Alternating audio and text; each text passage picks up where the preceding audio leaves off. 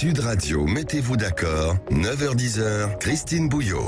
Et on est aujourd'hui le jeudi 23 février. Tout à l'heure, nous recevrons le directeur général du groupe Le Figaro. On parlera de la presse écrite, tiens, qui se porte mieux que jamais, le groupe Le Figaro. Et ça nous permettra d'évoquer la une du Figaro ce matin, puisqu'on va parler de Jean-Luc Mélenchon. C'est une grande enquête qui est faite par Le Figaro ce matin. Jean-Luc Mélenchon, plus isolé que jamais. Avec nos débatteurs du jour, Jean-Luc Benamias. Bonjour Jean-Luc. Bonjour Christine et bonjour à vous. Bonjour, membre de la Ligue des droits de l'homme et ancien membre du Conseil économique, social et environnemental, Alexandre Malafaye. Bonjour Alexandre. Bonjour. Président du think tank Sinopia, Samuel Lafont. Bonjour Samuel. Christine, bonjour à tous. Porte-parole de Reconquête et Frédéric Fougera. Bonjour Frédéric. Bonjour Christine. Président de Tenkan Paris. Tenkan Paris. Et oui, il faut parler japonais. Ah, c'est ça. Bon, c'est une agence de com et vous êtes auteur de ce petit bouquin qui est assez bien fait. Je le signale pour ceux qui s'intéressent à la com. La com est un métier aux éditions Brel Studirama. Je dis ça parce qu'en ce moment où il y a Parcoursup, là, jusqu'au 8 mars, on peut remplir. Ça peut donner des idées à des étudiants qui cherchent leur voie, si éventuellement ça les intéresse. On va revenir dans un instant avec vous quatre sur la mort de cette enseignante, Madame Lassalle, comme on devait l'appeler, dans son établissement de Saint-Jean-de-Luz, 52 ans. Elle a été tuée d'un coup de couteau porté par un de ses élèves âgé de 16 ans. Alors, immense émotion. On l'a entendu toute la journée d'hier et encore ce matin. À 15h aujourd'hui, une minute de silence sera observée dans tous les établissements scolaires du pays. On se posera la question, comment préserver ce sanctuaire que devrait être l'école? Est-ce qu'il faut polémiquer aujourd'hui, comme l'a fait Éric Ciotti dès hier, et comment surtout redonner confiance aux enseignants si malmenés depuis des années. Moins de 2 € le litre de carburant, ça va vous plaire ça, Jean-Luc Benamias. Total donc a décidé de plafonner le prix du diesel, le prix de l'essence dans toutes ses stations-service. C'est la réponse du patron du géant français à la demande d'Emmanuel Macron. Mais c'est quoi, un coup de pouce, un coup de com'? On en parle tous ensemble à propos de pouvoir d'achat, le palier anti-inflation du gouvernement qui tourne visiblement à la cacophonie. On croyait qu'il était enterré lundi, mais visiblement le dossier est toujours sur la table. Et puis je le disais, donc on s'intéressera, si on a encore le temps, à Jean-Luc Mélenchon, plus isolé que jamais à gauche, nous dit le Figaro, cette enquête qui détaille de manière assez précise en tous les cas l'ambiance qu'il y a au sein de la NUPES. Est-ce que ça va laisser des traces aussi à gauche, ce combat autour de la réforme des retraites? Mais on va commencer par vos coups de cœur et vos coups de gueule respectifs. Qui veut, Alexandre, commencer sur... Si vous voulez.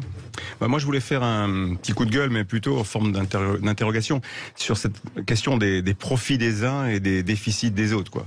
Il y a quand même quelque chose d'assez extraordinaire qu'on observe, c'est-à-dire qu'un certain nombre de groupes d'entreprises arrivent à tirer des profits qui sont vraiment records. On voit bien qu'il y a une opportunité qui profite de la crise, de l'évolution de prix d'énergie, que dans certains cas, vous prenez le cas de Total, le fait qu'ils puissent racheter à EDF de l'électricité à prix plafonné à 42 € pour la revendre plusieurs centaines d'euros derrière, forcément ça fabrique des marges qui sont très importantes. Tout ça me gêne parce que au bout du compte, on voit bien quand même qu'il y a une variable d'ajustement qui est les petites entreprises qui elles subissent pour beaucoup d'entre elles effectivement les impacts de cette crise et qui elles ne vont pas faire de profits records, bien au contraire. Vous prenez les boulangers, il y a énormément de secteurs qui sont en grande difficulté en ce moment. Et puis la variable d'ajustement, c'est le consommateur, parce que derrière ces profits records des banques, des assureurs et de pas mal d'autres, il y a bien quelqu'un qui paye. Les profits se fabriquent pas tout seuls. Voilà. Et ça me gêne un petit peu parce qu'on est dans un monde où on met toujours sur le sujet sur la table du partage de la valeur. Là, depuis maintenant un certain temps, ça y est, ça s'est enfin imposé. Et nous, ça fait 5-6 ans avec Sinopia qu'on dit le partage de la valeur, c'est la mère de toutes les batailles. Mais il faut vraiment s'y atteler parce que là, il y a quelque chose qui devient un petit peu choquant. Et je vous prends l'exemple de Stellantis qui vient de sortir des résultats qui sont absolument considérables. Alors certes, une partie est fabriquée aux États-Unis, mais ça veut dire quoi sur Stellantis? Vous regardez pour le profit de Stellantis rapporté à la voiture, ça fait quasiment 3 000 € de marge nette par voiture vendue. Donc il y a bien un consommateur qui paye à la fin et qui fabrique finalement au bout du compte ce profit et quelque part cette inflation dans laquelle on est tous aujourd'hui empêtrés. Donc c'est un énorme sujet. Je ne sais pas comment on le réglera, mais il faut qu'on soit tous attentifs parce que cette disproportion de profitabilité des uns au détriment des autres, ça fabrique un monde qui est potentiellement de moins en moins juste et ça risque un jour de nous poser un problème. Alors c'est un sujet, vous parlez de Stellantis qui va reverser 4 300 € ou 4 200 € à chacun de ses collaborateurs suite à ces résultats. C'est 2 milliards d'euros qui vont être redistribués. On a eu Hermès en début de semaine aussi qui annonce une redistribution. Jean-Luc, sur cette notion de redistribution quand tout marche bien, il y a eu un accord cette semaine qui a été salué d'ailleurs par le gouvernement sur le partage de la valeur entre les partenaires sociaux. Le sujet s'impose plus que jamais en période d'inflation galopante. Ce qui s'impose, c'est le partage des profits, globalement, parce que c'est très bien pour les salariés de Stellantis, c'est d'ailleurs la même chose pour les salariés de Total, qui ont touché des primes, tant mieux pour eux. C'est pas le cas général de 95% de la population et des travailleurs et des salariés, qui ne touchent pas ce genre de primes. Moi, je veux bien qu'on dise que Total fait des efforts, après l'appel du président de la République de faire des efforts. Mais enfin, où il est l'effort quand le prix de l'essence est aujourd'hui en moyenne à 1,85 ?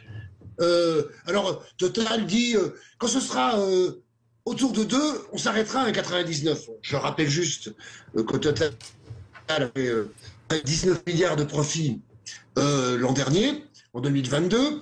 C'est une augmentation de plus de 28% par rapport à 2021. Ça leur a coûté, la prime de 15 à 30 centimes, leur a coûté 500 millions au niveau national et international. Bon, bah, quand on fait 19 milliards de profits, on peut faire beaucoup plus d'efforts auprès des salariés, d'accord, c'est déjà fait, mais surtout auprès des populations.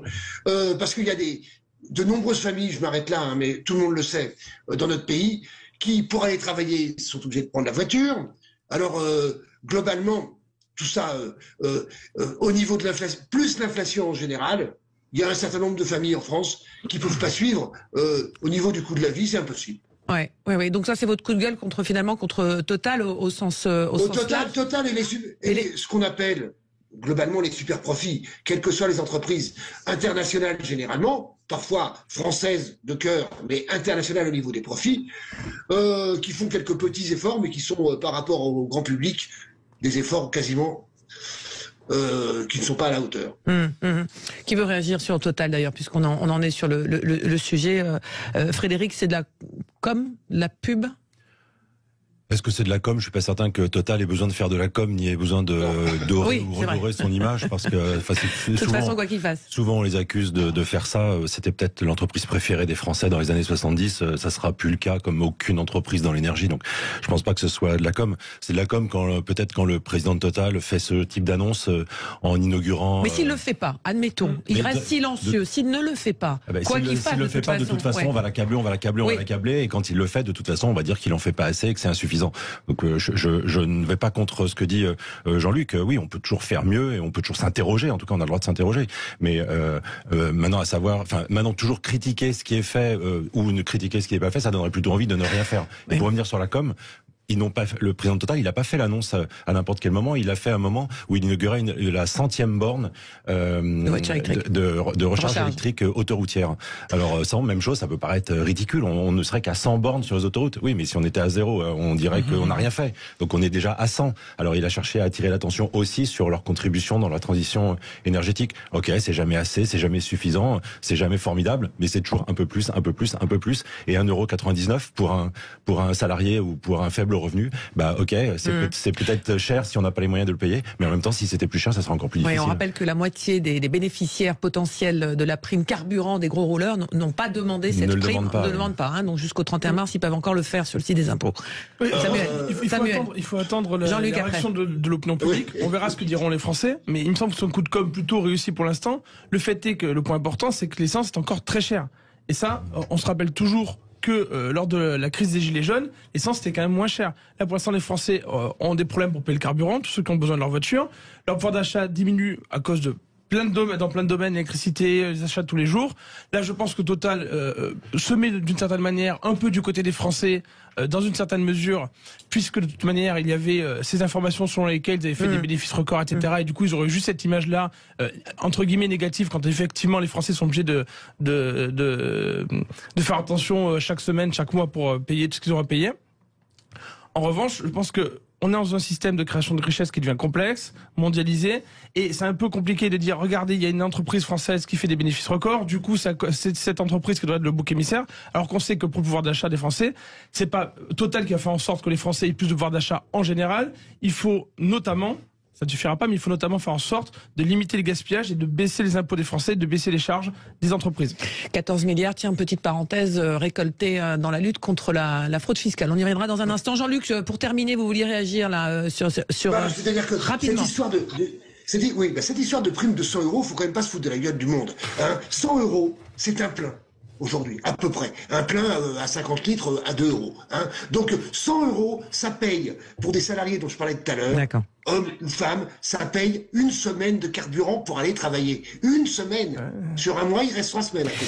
La vraie question, c'est comment on se déplace dans ce pays aussi. C'est peut-être ça qu'il faut se poser. Voilà, on va refermer le dossier Total pour l'instant. On va en ouvrir d'autres avec vos coups de cœur et vos coups de gueule dans un instant. Jean-Luc Benamias, Alexandre Malafaye, Samuel Lafont et Frédéric Fougera, vous êtes les 4 débatteurs du jour. On se retrouve juste après ça sur Sud Radio. À tout de suite. Sud Radio, mettez-vous d'accord. 9h-10h, Christine Bouillot. Et en compagnie de Jean-Luc Benamias ce matin, Alexandre Malafaye, Samuel Lafont, Frédéric Fougera. Alors on vient de parler du coup de... Tout le monde est à peu près d'accord sur le coup de com', mais qui est quand même un coup de pouce de la part de Total. Ils font coup double finalement sur ce prix de l'essence plafonné à 2 €. Mais ça fait pas l'unanimité. On va parler du panier anti-inflation dans un instant. On va revenir sur la mort de cette enseignante tuée par son élève hier hier matin à Saint-Jean-de-Luz. Et puis le cas Mélenchon, si on a encore le temps, mais on continue les coups de cœur et les coups de gueule de nos débatteurs ce matin. Samuel, vous avez un coup de cœur pour les Français qui se mobilisent, c'est-à-dire... Absolument, c'est-à-dire que vous avez des Français qui parfois se sentent dépossédés du pouvoir politique, parfois pas représentés à l'Assemblée nationale ou au Sénat, pour différentes raisons, on peut reparler du mode de scrutin, je passe. La réalité, c'est qu'ils se rendent compte maintenant, dans de nombreuses communes, qu'ils peuvent agir pour dire leur refus d'une mesure qui devrait être immédiate. Typiquement, je donne des exemples. Vous avez Callac, des Français qui ont dit nous, on ne veut pas de clandestins à Callac. On se mobilise localement. Il y a eu des oppositions, mais ça s'est fait pacifiquement. Finalement, il n'y a pas d'installation de migrants à Callac. Vous avez plein d'autres sujets. Vous avez les sujets de la ZFE, par exemple. Là, on a de plus en plus de partis politiques qui se mobilisent contre la ZFE. Évidemment, chez Reconquête, on est mobilisé contre les ZFE, qui sont les zones à faible émission, qui vont empêcher les Français, de très nombreux Français, d'entrer dans les métropoles avec leur voiture, qui sera considérée comme trop vieille et trop polluante d'ici quelques années selon les métropoles. Eh bien, vous avez dans de nombreuses communes des Français qui se mobilisent et qui disent on en a assez, écoutez-nous, avec des banderoles, avec des tracts, pour se faire entendre du politique. Et je trouve ça simple parce que le Français voit en ce sens qu'il peut agir et obtenir des victoires. Il voit qu'il peut se faire entendre du politique. Ça se passe pacifiquement et en même temps, ça permet de régler les problèmes plus rapidement. Vous pensez à la réforme des retraites, par exemple ? La réforme des retraites, on verra ce qui se passe. Mais ce qui est intéressant avec la réforme des retraites, en tout cas, c'est que on voit, et ça a été suffisamment dit par les médias, je trouve, qu'il y a une opposition de Français majoritaire aujourd'hui sur la réforme des retraites. Et ça pose aussi la question, en général, de la motivation des gens qui vont dans les manifestations et qui se mobilisent pour le pouvoir d'achat en général. Moi, j'espère que, à la suite de la réforme des retraites, on verra ce que ça donne, cette réforme, voter ou pas, mais la réalité, c'est qu'est-ce qu'on fait sur le long terme pour le pouvoir d'achat des Français au quotidien, parce que c'est pas ça qui va régler les choses. Ouais, qui est sur la mobilisation citoyenne, c'est quelque chose, alors peut-être qui n'est pas nouveau, mais sur lequel aujourd'hui on a un regard plus attentif, parce que on s'aperçoit qu'il y a un déplacement entre les gens qui ne vont plus voter, mais les gens qui se mobilisent quand même aussi. C'est une façon. Ce qui reste vraiment à organiser dans notre pays, c'est tout ce qui entoure la démocratie représentative. On n'enlèvera pas le pilier représentatif, c'est le cœur du système républicain, le mode de fonctionnement, parce qu'à un moment il faut bien fabriquer des décisions et avoir des gens qui vont fabriquer des décisions qui sont légitimes. Mais cette légitimité, elle est aujourd'hui contestée, combattue, parce que les taux d'élection sont faibles, parce qu'on est élu finalement avec assez peu de voix, parce que la légitimité elle dure quelques jours, quelques semaines, quelques mois. Donc il faut faire vivre la démocratie, et donc il faut la faire vivre de différentes manières. Et la participation, le local, l'expression, la rue, les consultations, les pétitions, tout ça, ça participe. Par contre, c'est encore assez brouillon. On voit la limite aussi, par exemple la Convention citoyenne sur la fin de vie. On voit d'ores et déjà comment les choses sont perçues à l'arrivée. C'est pas des limites, c'est-à-dire qu'il y a des expérimentations qui ont été menées depuis le premier quinquennat Macron. Alors avec des choses qui sont gadgets, des choses qui sont intéressantes. Voilà, mais il faut regarder. Maintenant, ce qu'il faut, c'est donner un peu d'ordre à tout ça, parce que l'expérimentation de la Convention citoyenne sur le climat, on peut en tirer des leçons positives et négatives. Ce qu'on fait sur la fin de vie, c'est positif pour l'instant, ça va plutôt dans le bon sens. Les différentes manières dont on a essayé d'organiser un peu le suivi des pétitions en ligne, et le gouvernement suit ça d'assez près maintenant, grâce au Conseil économique et social. Tout ça, ça va dans le bon sens. Mais c'est encore très flou. Il n'y a pas encore de méthode absolument qui vient compléter et renforcer le fonctionnement de la démocratie représentative qui lui est très contesté. Et c'est bien. Par contre, il faut faire attention. Quand la rue s'exprime, il faut tenir compte. Et c'est avec ce qu'on entend ces dernières semaines, en disant finalement on manifeste de manière pacifique et on nous entend pas. Ça laisse entendre que peut-être que les prochaines manifestations risquent d'être plus violentes, parce que finalement le bruit et la fureur, comme dirait l'autre, parfois ça paye. Jean-Luc, le Conseil économique, social et environnemental auquel vous êtes très attaché, s'intéresse beaucoup à ces questions-là. Et oui, il n'est pas assez entendu, malheureusement. Mais bon, c'est comme ça. C'est une institution de la République qui devrait notamment par rapport à la participation citoyenne. Globalement, c'est le lieu de la participation citoyenne, c'est le lieu des corps intermédiaires de la République, quels que soient les corps intermédiaires, hein, syndicalisme, patronat, entreprise privée, entreprise publique, enfin l'ensemble du monde associatif est représenté au CESE. Bon, j'arrête là sur la promo du CESE auquel on ne fait pas suffisamment attention. Clairement, hein, dans le cadre de ce qui se passe aujourd'hui, si les participations citoyennes étaient entendues et écoutées, ça se saurait. Globalement, on voit ça sur la réforme des retraites, moi j'appelle ça régression sociale et pas réforme, c'est pas entendu. Alors le risque, évidemment, c'est que quand une grande partie de la population, ça a l'air très majoritaire, n'est pas entendue, c'est qu'on passe à d'autres caps. Espérons que le front syndical, totalement uni tel qu'il est aujourd'hui, réussisse à faire plier Monsieur Macron. Parce que sinon, effectivement, je ne sais pas comment la société pourra arriver à se modérer par rapport à ce refus complet de régression sociale. Il y a des vérités qui fâchent, il a dit. Oui, mais pardon. Il a dit il y a des vérités qui fâchent, a dit Emmanuel Macron, pour répondre à votre... La probabilité, c'est que la réforme des retraites passera, parce que elle ne change rien au lendemain. Elle ne changera rien au lendemain du vote. Là, c'est pas comme si tout d'un coup vous décidez d'une augmentation des impôts, des taxes, sur le carburant, où là il y a un changement brutal. Là, ce sera $1 pendant un certain nombre de temps, d'années, voire de dizaines d'années pour les gens qui sont concernés les uns dans leur situation personnelle. Donc c'est ce qui fait que ça risque de passer. Par contre, non mais pardon Jean-Luc, je termine ça. Par contre, je pense que ça va devenir un marqueur de ce deuxième quinquennat. Et ça fera un sujet politique pour la prochaine élection. Et l'erreur, c'est l'obstination. Parce que de fait, ça va tellement cristalliser les esprits et tellement, je pense, radicaliser encore un peu les uns contre les autres que, voilà, si ça craque pas sur ce coup-ci au niveau de l'embrasement social, il suffira d'une étincelle la prochaine fois pour que vraiment ce coup-ci on connaisse un vrai chaos. Jean-Luc et Samuel et Frédéric ensuite. Rapidement, pour les gens nés en 61 ou en 62, c'est immédiat. Et notamment, on le sait maintenant aujourd'hui, pour les femmes. Immédiatement, c'est 6 mois, 9 mois. Oui, mais c'est marginal sur la population. C'est pas toute la population, Jean-Luc, c'est ce que je voulais dire. J'entends, Alexandre. Je te donne l'exemple des dizaines de milliers de personnes. Voilà, c'est tout. Hein. Bien sûr que c'est pas tout le monde. Samuel. Oui, c'est intéressant cette comparaison que vous faites entre la mobilisation sur le terrain des Français et cette tentative d'institutionnalisation par le pouvoir politique, par l'administration, avec le CESE, on parle du CESE, on parle aussi de la prise en compte de pétitions par le Sénat avec des dépôts de pétitions sur le site officiel. Ouais. Parce qu'en fait, on voit que, ou les consultations citoyennes, on voit que finalement ça ne suit pas, il y a peu de participation, et le risque, typiquement dans les consultations, c'est qu'on ait des représentants qui ne sont pas vraiment des représentants élus, dont les choix ou dont les décisions après les avis sont considérés comme de la représentation qui est à côté de la représentation nationale véritable, c'est-à-dire les assemblées, alors que l'action locale, souvent locale peut être nationale, mais souvent locale de Français qui se mobilisent, bien elle est plus floue, c'est plus du mouvement, c'est pas institutionnalisé, c'est vous créez une pétition sur un site que vous avez lancé vous-même, vous créez une pétition sur un site qui est spécialisé en pétition, mais en fait c'est plus mouvant. Et on voit que quand il y a une tentative de récupération d'une certaine manière avec cette institutionnalisation, ça ne marche pas toujours.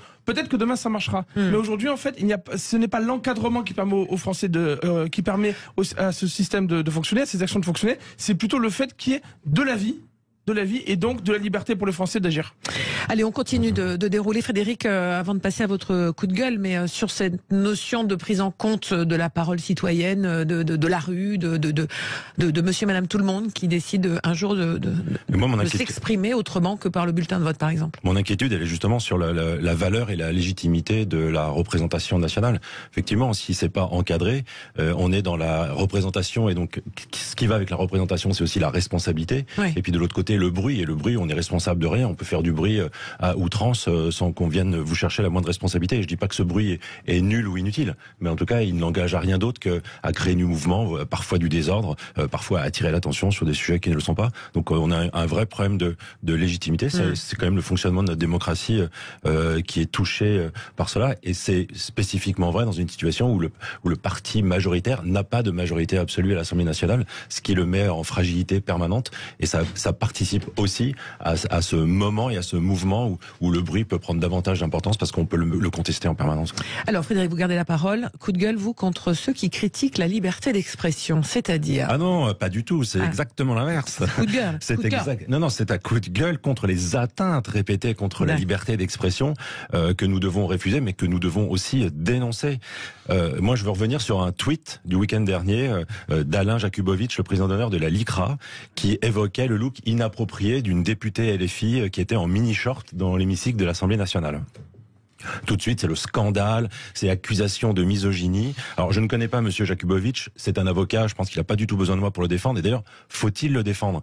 Christine, si un de vos invités ce matin, nous sommes tous des hommes, si un de vos invités ce matin s'était présenté dans le studio en mini-short, est-ce que vous n'auriez pas pu vous en étonner? Ah, vous voyez, ça fait du sourire. Est-ce que vous n'auriez pas eu le droit de vous en moquer sans pour autant être accusé de misandrie? Moi, je pense qu'une femme peut parler d'un homme, un homme peut parler d'une femme, sans immédiatement convoquer le sexisme et l'infamie ou déclencher un procès populaire en pleine place publique. Au passage, je trouve ça extrêmement sexiste de toujours tout rapporter au sexisme. Enfin, pour moi, c'est une méthode qui voudrait opposer en permanence les hommes et les femmes. Je trouve ça assez délirant. Christophe de Chavannes avait subi un peu la même chose il y a quelque temps pour une autre raison. Mon propos, ne vous méprenez pas, n'est pas de venir qualifier ici si la tenue d'une députée en mini-short à l'Assemblée est appropriée ou pas. Je vous laisse deviner ce que je peux en penser, mais c'est vraiment le fait de cette petite musique qui s'installe, qui progresse dans nos esprits, qui va finir par devenir normale, que certaines personnes viennent vous imposer ce que vous auriez le droit de penser, ce que vous auriez le droit de dire. Moi, pour moi, ça s'apparente à du terrorisme.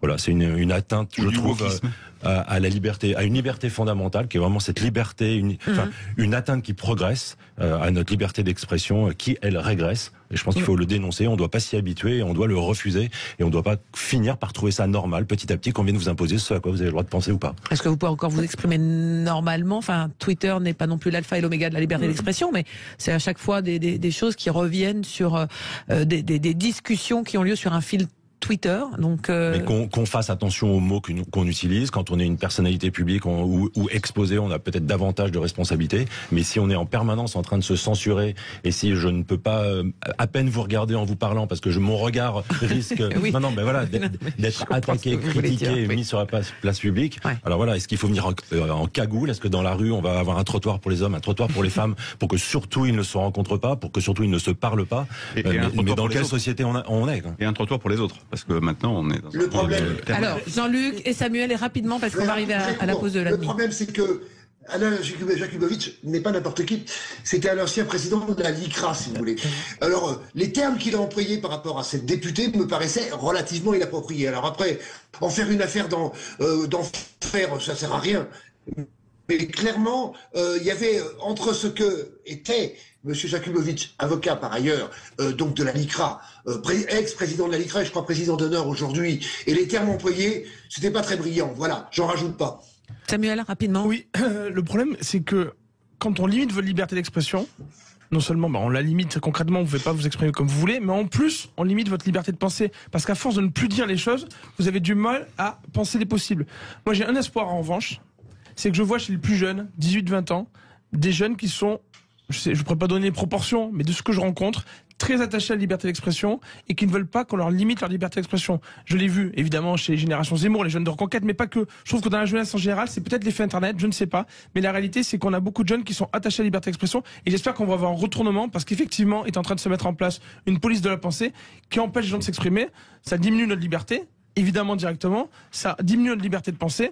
Évidemment, mais honnêtement, c'est pas agréable à vivre de ne pas pouvoir s'exprimer, de faire attention aux moindres mots, même quand c'est juste une blague. Allez, on s'arrête un court instant, on va bientôt 9h30, on va ouvrir le dossier concernant cette mort tragique, l'assassinat donc de cette enseignante hier à Saint-Jean-de-Luz avec vous sur Sud Radio. On s'arrête et on se retrouve juste après ça, tout de suite. Sud Radio, mettez-vous d'accord, 9h-10h, Christine Bouillot. En compagnie de Jean-Luc Benamias, Alexandre Malafaille, Samuel Lafont et Frédéric Vougera. Alors, on revient avec vous, 4, sur donc l'assassinat de cette enseignante Agnès Lassalle, 52 ans. Elle a été tuée hier matin d'un coup de couteau porté par un de ses élèves âgé de 16 ans. Il a été immédiatement placé en garde à vue. Son état le permet et mis en examen pour assassinat. On sait assez peu de choses aujourd'hui sur cet élève âgé de 16 ans, sauf que il y aura une conférence de presse cet après-midi à l'issue donc du recueillement, une minute de silence qui sera observée dans chaque établissement qui n'est pas concerné par les vacances scolaires. Je pense notamment à l'Académie de Paris ou l'Académie d'Occitanie. On se pose la question ce matin, est-ce que l'école peut être encore un sanctuaire auquel tout le monde aspire, évidemment? Comment on fait? Comment redonner confiance aux enseignants qui sont si mal menés par la société, l'institution, direction, voire même par leur hiérarchie. Est-ce qu'on peut parler, comme l'a dit Éric Ciotti, d'ensauvagement, d'une des conséquences d'ensauvagement de la société? Qui veut commencer? Samuel, vous voulez commencer? Il y a plusieurs points assez différents et pas forcément liés dans cette affaire malheureuse, évidemment. Il faut attendre déjà les motivations de ce tueur. Oui. Qu'on sache pourquoi il a fait ça et on comprendra évidemment mieux après. De ce que l'on sait, très peu de choses. Apparemment, il aurait entendu une voix lui demandant. Mais ça reste avec du conditionnel et des guillemets. Après, sur ce qui se passe au niveau des enseignants, je pense que pendant des années, il y a eu un double effet, non seulement d'absence d'écoute du pouvoir politique, de ce que vivaient véritablement les enseignants, et notamment de par une partie du politique de gauche qui habituellement soutenait les enseignants. Concrètement, il y a de la violence dans les écoles, on est agressé, alors pas tué heureusement si régulièrement, mais on est agressé, on a du mal à faire la police dans les classes et c'est pas notre rôle, et on n'est pas écouté. On se rappelle du pas de vague. Et en même temps, eh bien, ces enseignants eux-mêmes, certains, je parlais de pouvoir politique, et certains se fliquaient entre eux en disant bon, on peut pas, en fait, tu exagères. On le sait, il y a des sorties notamment sur Twitter, sur les réseaux sociaux, tu exagères, il se passe pas ça, moi il y a pas de problème dans ma classe, voilà, parce que les gens cachaient le sujet. La réalité, c'est qu'on le sait aujourd'hui. Les enseignants sont relativement mal payés en France. Ils doivent faire de la police dans les classes alors que ce n'est pas leur rôle. Leur rôle, c'est d'enseigner. À mon avis, il faudrait qu'ils aient plus de pouvoir pour mettre à l'écart les élèves qui les dérangent et qui dérangent les cours. On a un problème de recrutement qui est aussi lié au pouvoir d'achat, mais les gens parlent. Les Français connaissent les enseignants autour d'eux. On a de nombreux enseignants. On en a ça dans nos familles. On sait quelle est l'évolution du métier d'enseignant, que c'est devenu compliqué, et donc on a une perte, une difficulté à recruter. Et donc c'est un sujet qui est extrêmement complexe. Donc, d'une part, il y a cette violence particulière. D'autre part, il y a le métier d'enseignant. Et en plus, ce qu'il y a, c'est qu'on est habitué de plus en plus en France, malheureusement, à la violence. Moi, ce que je rappelle souvent, c'est que quand j'étais plus jeune, quand j'étais au collège, au lycée, ce qui se passait, c'était du racket. On parlait de racket. Et personne ne parlait d'agression au couteau à la sortie du collège ou du lycée, où c'était très marginal. Maintenant, c'est devenu normal. Parler à un jeune qui a 18-20 ans de ce qu'il peut subir, ou de ce qu'il peut connaître des agressions au collège ou au lycée. Il va vous parler d'agression à 10 contre 1, coup de pied dans la tête, coup de couteau, ça n'arrivait pas auparavant. Et en fait, il y a une habitude qui a été prise à la violence. Ce qui n'excuse rien, évidemment, mais justement, qui peut pousser certaines personnes, ou contribuer à pousser certaines personnes, à passer à l'acte, parce qu'en fait, ils sont plus proches de la violence extrême. Alors, Jean-Luc, est-ce qu'on peut... c'est compliqué. Il faut remettre ça. Oui. C'est un drame absolu. Mais ça n'a pas lieu dans un lycée de banlieue. Ça n'a pas lieu dans un lycée public. C'est ça, entre guillemets, j'essaie de peser mes mots, l'originalité de ce drame absolu. Ça a lieu dans une école privée, d'obédience, me semble-t-il, religieuse, catholique, clairement. Donc c'est pas n'importe où, quand même. Et donc on peut pas faire, pour moi, une globalisation générale par rapport à ce qui existe dans un certain nombre de collèges et de lycées, dans des cités beaucoup plus en difficulté, où effectivement il y a de la violence. Il me semble pas que dans ce lycée privé, il y ait de la violence. Voilà. Je vais pas en rajouter parce que le drame est absolu. Moi, je pense dans ce cadre-là aux élèves qui ont vécu ça et aux autres enseignants dans ce lycée particulièrement. C'est-à-dire, à ce niveau-là, pour en sortir de tout ça, c'est extrêmement difficile. Je ne globalise pas parce que je pense que ce qui s'est passé là n'est pas exactement ce qui s'est passé, par exemple, avec Samuel Paty. Ça n'est pas équivalent, si vous voulez. Le drame est équivalent, l'horreur est équivalente, mais ça n'est pas le même lieu et ça n'est pas les mêmes formes. Voilà. Je ne sais pas ce qui est passé dans la tête de ce lycéen qui a l'air, en plus, d'après ce qu'on en sait, on ne sait pas tout, d'être un lycéen relativement brillant, d'après ce que j'ai pu entendre. Oui, j'arrête là sur le côté parce que le drame est absolu, c'est horrible. Oui, comme on le disait, on a assez peu d'éléments concernant cet adolescent et qui agit visiblement de sang-froid avec une grande maîtrise. Donc, sans doute que le procureur de la République de Bayonne donnera plus de précisions cet après-midi. Mais sur pas l'interprétation, mais ce que l'on peut tirer comme enseignement de cette tragique décès de cette enseignante, moi je le dis, c'est que ça résonne dans toute la communauté éducative. Quand même, tous ceux qui ont repris le chemin des cours ce matin, Frédéric, on a entendu hier le ministre de l'Éducation nationale qui s'est évidemment rendu sur place, mais est-ce qu'on peut aujourd'hui redonner quelque part un peu les raisons d'espérer que finalement le métier d'enseignant est un métier fabuleux ? Ce sujet met l'attention justement sur le monde de l'éducation nationale et le métier d'enseignant, mais ce sujet, ce n'est qu'un fait divers. Apparemment, il n'y a aucune motivation. C'est un acte qui relève de la folie. Donc il n'y a pas de motivation, donc il n'y a pas d'interprétation politique à en faire. Notre société médiatique transforme chaque fait divers en un fait politique. Alors après, le politique cherche à l'exploiter, donc et à profiter de ce bruit, ce qui est limite encore plus horrible, enfin pas plus horrible que la mort d'une personne, mais enfin qui est quand même pas très propre. Ceux qui sont en responsabilité pour faire preuve d'empathie, pour masquer leur impuissance, et puis ceux qui n'ont aucune responsabilité pour essayer de faire toutes les promesses qui n'auront probablement jamais à tenir. Donc le ministre de l'Éducation nationale, il est dans son rôle, il faut rassurer la communauté éducative. C'est un drame pour les proches de cette personne, c'est un drame pour le monde de l'enseignement. Oui, quand vous allez bosser le matin, si vous dites qu'un de vos étudiants, un de vos élèves peut vous poignarder, ça vous donne pas tellement l'envie d'exercer votre métier, qui est un métier de passion au regard de ce que c'est payé. Il faut être passionné pour être enseignant. Et puis quand vous êtes un élève, un étudiant, vous avez toutes les raisons de flipper, de vous dire que votre meilleur ami, votre meilleur camarade à côté de vous, tout d'un coup pourrait sortir une arme et vous blesser ou vous tuer ou tuer l'enseignant. Mais qu'est-ce qu'il y a à dire sur ce sujet si ce n'est que c'est juste un fait divers. Donc d'un point de vue de communicant, j'ai franchement pas grand-chose à dire sur ce sujet. Alexandre. Oui, c'est un fait divers, dramatique. Il faudra vraiment attendre. Donc pour tous comprendre. ceux qui disent et qui essayent de mettre ça sur le terrain politique, on peut toujours faire des rapprochements.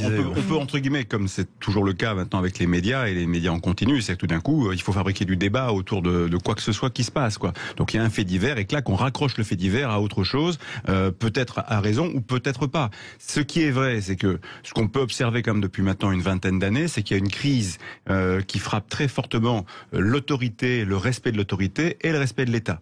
Voilà, et de manière transverse. Ça concerne l'éducation, ça concerne les magistrats, ça concerne les soignants, ça concerne à peu près toute l'autorité publique qui, pour de nombreuses raisons, est remise en question, n'est plus respectée comme elle avait pu l'être. Ça, c'est un vrai sujet de fond. Alors, en effet, quand il y a un fait divers où un professeur est agressé, ça peut être le cas de Samuel Paty qui a été décapité, un attentat ou terroriste. Un attentat terroriste, avec lui avait tout un background. Voilà, dans le cas de cet élève, qu'est-ce qui s'est passé? Est-ce qu'il est sous influence d'Internet, des jeux vidéo, de séries télé? Est-ce que tout ça ce sera sans doute révélé dans le cadre de l'enquête? On verra bien. Est-ce que il aurait fait ça il y a 20 ans dans un contexte différent? Est-ce que le fait qu'on ait désacralisé le rapport à l'autorité favorise ce type de passage à l'acte? C'est une vraie question. Ce qui est certain, c'est que le rapport à l'autorité a été inversé. La violence est inversée. Rappelez-vous, il y a 20 ans, les plus jeunes ne s'en souviennent pas, mais les premières images, moi, qui m'avaient interpellé, de ces professeurs qu'on mettait au pilori sur la place publique parce que tout d'un coup, il y avait eu une gifle dans une classe. Et tout d'un coup, on disait, mais ça n'est plus possible, on ne peut pas toucher un élève. Oui, mais dans quel contexte?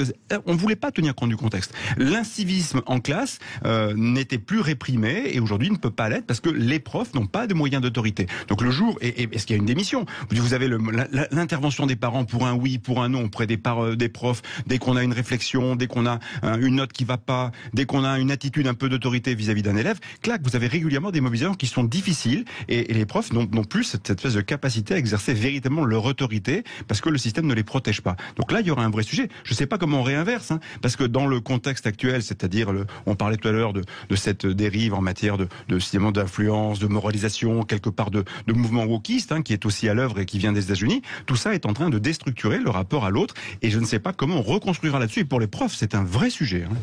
Ouais. Allez-y. Samuel faisait référence il y a un instant à sa période étudiante. Moi, quand j'étais enfant, si j'avais un différend à l'école, c'est le prof avait raison et moi j'avais tort. Je parle au niveau de la famille. Oui. Aujourd'hui, les rôles sont inversés. C'est l'enfant a raison et le prof a tort. Et donc, ça change complètement la vision de l'autorité. Alors, plusieurs de nos confrères et notamment du côté de la presse écrite, beaucoup aussi soulignent la santé mentale de nos jeunes aujourd'hui, qui est effectivement un vrai sujet, mais là cette fois de santé publique. Et puis je lisais ce matin également qu'il manque à peu près 18 000 infirmières scolaires aujourd'hui ou médecins scolaires dans tous les établissements. Alors, ça n'explique pas l'histoire du fait divers, mais ce que je veux dire, c'est qu'aujourd'hui, pour gérer et aider les professeurs devant des cas difficiles, Jean-Luc, vous vouliez rajouter quelque chose? C'est-à-dire, c'est pas, je l'ai dit, je me répète un peu, excusez-moi, mais c'est pas le cas dans ce lycée-là. Non. On a globalisé. J'entends bien qu'on débat globalement et qu'on élargisse, Mais par rapport à ce fait divers-là, on peut pas élargir. Enfin, me semble-t-il, on peut pas élargir. Mais bon. Attendons de voir aussi ce que dira tout à l'heure, sans doute cet après-midi, a priori c'est vers 16h, le procureur de la République de Bayonne qui donnera sans doute des éléments suite à la garde à vue et l'audition donc de l'auteur de ce coup de couteau, donc âgé de 16 ans, et une minute de silence observée cet après-midi à 15h. Allez, on change totalement d'univers, on va parler de Jean-Luc Mélenchon. Grande enquête ce matin avec ce titre à la une du Figaro. Jean-Luc Mélenchon de plus en plus isolé à gauche en choisissant la stratégie de l'obstruction et de l'outrance pour contrer la réforme, dit le journal. La réforme des retraites, le leader des Insoumis s'est mis à dos syndicats et les partis partenaires de la NUPES. Est-ce que c'est un retour de boomerang? Comment Alexandre, Samuel, qui veut démarrer sur le cas Mélenchon? Samuel. Je pense Jean-Luc Mélenchon, il y a quelques années... Thomas Porte, qui était ce matin notre invité politique, a dit pas du tout. On est tous unis. Oui, bien sûr. Il y a quelques années, Jean-Luc Mélenchon a réussi un coup. On peut lui reconnaître. Il a créé un nouveau mouvement à gauche. On voit que la gauche était assez affaiblie finalement sur le terrain. Il a créé un peu de rêve auprès de militants de gauche. Il a créé un mouvement qui était sans le Parti communiste, pas vraiment le PS, du nouveau, la nouveauté, qui a permis à certaines des gens, notamment des jeunes, mais pas que, d'entrer dans le mouvement, de s'exprimer et de créer un mouvement nouveau. En plus, il s'est entouré de personnes qui pouvaient être sur certains sujets plus compétentes en moyenne que d'autres partis politiques, notamment sur le numérique, même si c'est souvent fantasmé par rapport à ce qu'il est possible de faire et ce qu'ils font véritablement chez Mélenchon. Aujourd'hui, on voit le problème pour Jean-Luc Mélenchon, il n'est plus dans la nouveauté. Il a fait un nouveau coup pour les législatives avec la NUPES, on le sait, en essayant de tenir véritablement ses partenaires écolos et du Parti socialiste. Mais Mélenchon reste Mélenchon. On connaît son caractère qui n'est pas forcément d'être l'homme le plus ouvert du monde pour ceux qui ont pu le rencontrer ou discuter avec lui. Ses méthodes récemment d'avoir imposé Emmanuel Bompard à la tête du mouvement, clairement ne passent pas. On verra ce que ça donne. Mais la réalité, c'est que il a mis de côté, pour l'instant, pas mal de personnes qui le soutenaient même dans le mouvement ou dont il était proche auparavant. Emmanuel Bompard, il me semble, doit avoir des qualités. Il était directeur de campagne de Jean-Luc Mélenchon et député européen. Et je ne suis pas certain qu'il ait le charisme nécessaire pour diriger le mouvement comme a pu l'avoir Jean-Luc Mélenchon. Il n'a pas les qualités qu'avait Jean-Luc Mélenchon dans son domaine. Je ne suis pas du tout d'accord sur les idées politiques de Jean-Luc Mélenchon. Donc je pense que là, effectivement, il s'isole. Il y a une chance à gauche, pour ceux qui se mobilisent à gauche, de prendre un peu plus de place, que ce soit au Parti communiste avec Fabien Roussel ou que ce soit le PS, parce que je pense que les Insoumis vont descendre. On verra ce que dira l'avenir, mais en tout cas, il y a un beau bazar chez les Insoumis. On voit très clairement qu'ils jouent souvent perso et qu'ils ne s'unissent pas pour la suite. Allez, on continue de débattre de ce sujet et peut-être du panier anti-inflation si on a le temps dans un instant sur Sud Radio, dernière ligne droite avant les infos de 10h. Ne bougez pas, on se retrouve juste après ça. Sud Radio, mettez-vous d'accord, 9h-10h, Christine Bouillot. Et en compagnie de Frédéric Fougera, Samuel Lafont, Alexandre Malafa et Jean-Luc Benamias, les débatteurs du jour. On s'intéresse donc au cas Mélenchon suite à cette enquête, cet article du Figaro qui explique que Jean-Luc Mélenchon, à gauche en tous les cas, est de plus en plus isolé. Qu'est-ce que vous en pensez? Alors Samuel, vous disiez c'est peut-être temporaire, en tous les cas il faut voir. Le communicant que vous êtes, vous diriez qu'il est, Frédéric, vraiment isolé? D'abord, je dirais que Jean-Luc Mélenchon, c'est un excellent communicant et en politique, c'est si ce n'est important, c'est même essentiel, quoi. Alors, il vit un peu dans une réalité augmentée parce que c'est quand même celui qui a réussi à faire croire qu'à l'élection présidentielle de 2017, on lui avait volé l'élection alors qu'il était même pas au second tour. C'est quand même celui qui a aussi fait croire, sans toujours être au second tour de la dernière élection présidentielle, que les Français pouvaient le nommer Premier ministre à travers les législatives. Donc, c'est vraiment un excellent communicant. Il a un ego démesuré, mais en politique, on ne peut pas réussir si on n'a pas un ego démesuré. Quand la démesure va trop loin, ça peut finir par faire peur. Là, aujourd'hui, il a un peu le sentiment d'avoir le pouvoir sur l'intégralité de la NUPES, son bébé, dont il est le père. Ça peut commencer à faire peur et je pense que ça participe à l'isoler parce qu'à la NUPES, il y a quand même beaucoup de personnalités différentes, il y a des philosophies différentes, même dans sa propre formation à LFI, tout le monde ne pense pas exactement comme le chef. Et donc, quand on se reçoit des ordres via Twitter, quand on se reçoit des baffes à travers les médias interposés pour prendre telle ou telle décision ou ne pas prendre telle ou telle décision, quand on impose son successeur à la tête du mouvement. Et il y a des moments, ça peut commencer à faire des frictions, ça peut commencer à faire peur, et ça peut finir par isoler. C'est ce qui semble s'installer, mais après l'histoire le dira. Est-ce que sa capacité, son ego, sa puissance et sa capacité à communiquer lui feront reprendre le dessus, ou est-ce qu'il va finir par reprendre sa retraite comme il souhaiterait que les Français puissent la prendre? Voilà, c'est une question. Jean-Luc, est-ce que la réforme des retraites va faire imploser finalement la galaxie Mélenchon? Non. Il est très fort parce qu'il fait la une du Figaro, mais vous avez remarqué aussi qu'il fait la une le même jour de Libération. Oui, tout à fait. Et avant-hier, c'était le Parisien, il y a 2 jours. Exactement. Alors, question com, ça va, il sait faire. Bon, c'est Mélenchon. Il a beau essayer de se dire, je vais pas m'énerver, je vais pas avoir l'air furieux, et à un moment donné, il donne cette impression. Voilà. Est-ce que les gauches, parce qu'il n'y a pas qu'une seule gauche de toute façon, même autour de la NUPES ou dans la NUPES, il y en a plusieurs. Voilà, les équilibres pour l'instant, Mélenchon l'a remporté haut la main au présidentiel. Je pense qu'on verra aux prochaines européennes, c'est dans pas longtemps, c'est dans quasiment 1 an, que les équilibres seront différenciés. Voilà. Il n'est pas prêt d'arrêter d'être ce qu'il est.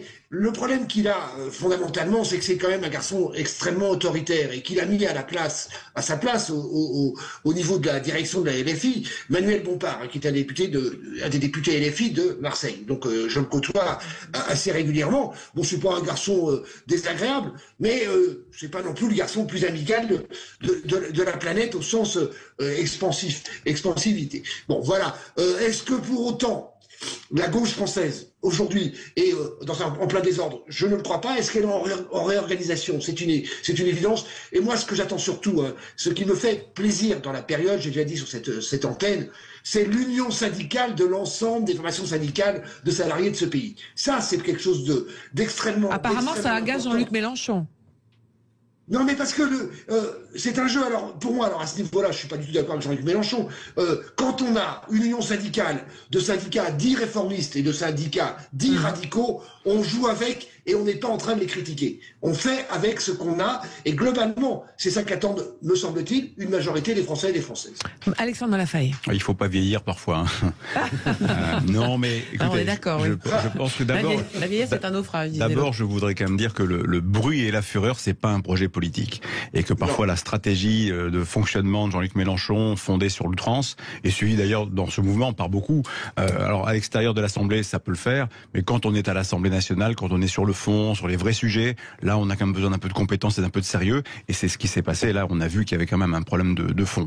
Mais au-delà de ça, si on reparle de Jean-Luc Mélenchon, il a fait une erreur stratégique à mon avis, c'est de ne pas se réinviter à l'Assemblée nationale, de laisser la chaise vide, sa chaise à quelqu'un d'autre. Donc il n'est pas dans le cœur des affaires, donc ce qui est compliqué pour lui, et en plus il a eu un accident de parcours, c'est l'affaire Quatennens. C'est-à-dire que son principal lieutenant, qui avait un potentiel réel, pourquoi pas pour aller jusqu'à lui succéder, parce que lui il avait un vrai charisme, une vraie personnalité, est sorti du jeu. Donc il se retrouve un peu désemparé, avec moins de contrôle, une gouvernance qui lui échappe sans doute un peu moins que ce qu'il aurait peut-être, un peu plus que ce qu'il aurait peut-être voulu, beaucoup de contestations, et puis que je vous dise, comme j'ai dit, il faut pas vieillir, il vieillit, et puis tout le monde se dit que peut-être que d'ici 2027, il va peut-être falloir trouver autre chose que Jean-Luc Mélenchon. Son seul avantage pour l'instant, c'est qu'il n'a pas de rival. Voilà, depuis Quatennens, qui n'était pas un rival, est sorti du jeu, je vois pas qui au sein de la NUPES est capable de...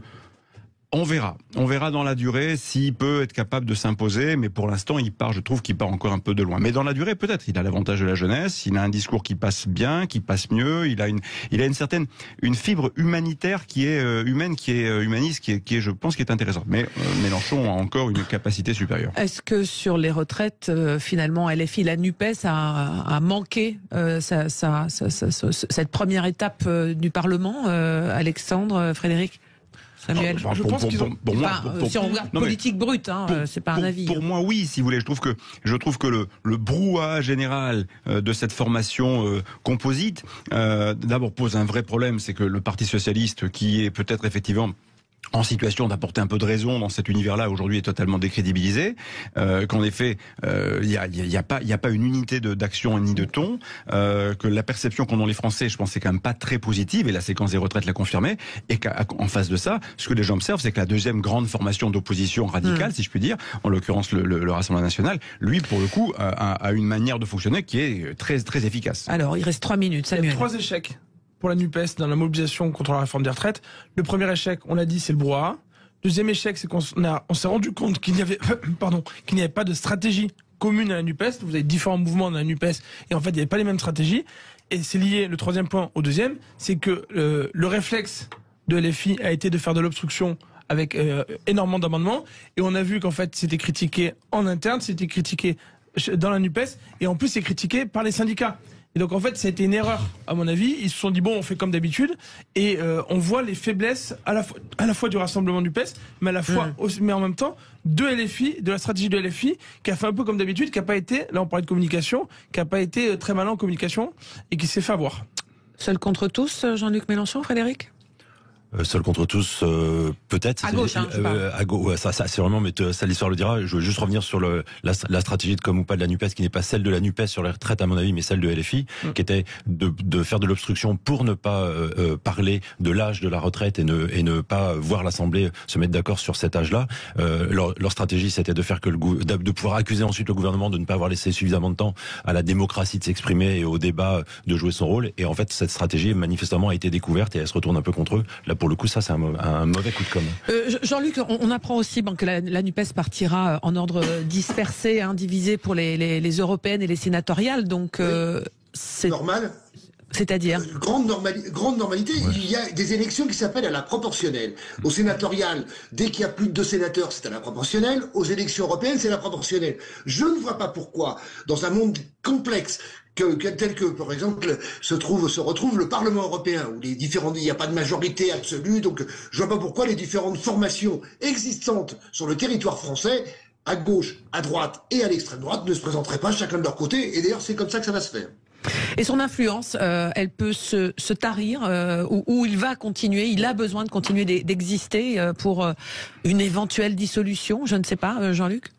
Non, ça va se rééquilibrer. Je fais un peu de prospective. Ça va se rééquilibrer dans les différentes formations, à gauche, à droite et à l'extrême droite. Il y aura un rééquilibre. On ne sait pas faire en France avec ce qui existe dans beaucoup de pays européens, c'est d'avoir une régulation que permet la proportionnelle.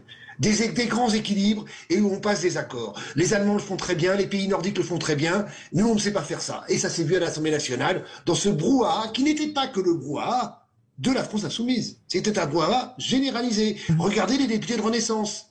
Ils n'étaient pas très brillants non plus. Rapidement, il reste une minute. On ne sait pas si on ne sait pas faire ça. Ce qu'on sait, c'est qu'on a un mode de scrutin qui n'est pas la proportionnelle pour l'Assemblée principale, donc l'Assemblée nationale. Et donc peut-être que les Français seraient très bien capables de faire ça. Et peut-être qu'ils le souhaitent d'ailleurs. Et souvent on dit que les Français ne savent pas le faire, que les autres savent s'entendre. Non, on a juste des modes de scrutin qui sont différents aujourd'hui. Allez, on va s'arrêter là dans un instant. Alors c'est étonnant effectivement que 2 journaux, on va dire sur l'échiquier politique, soient un petit peu différents, mais fassent à peu près la même enquête et le même constat des deux côtés. Non, mais c'est véridique.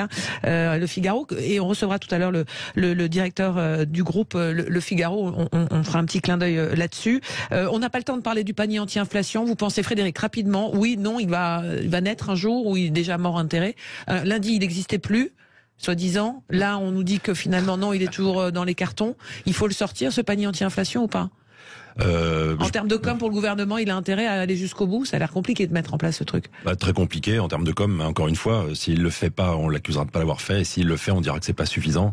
Donc voilà, je ne sais pas vous dire. C'est un énième gadget. Ils ont le sens des gadgets, des chèques par-ci, des machins par-là, mais ça c'est une usine à gaz, donc ça sortira sans doute pas. Jean-Luc.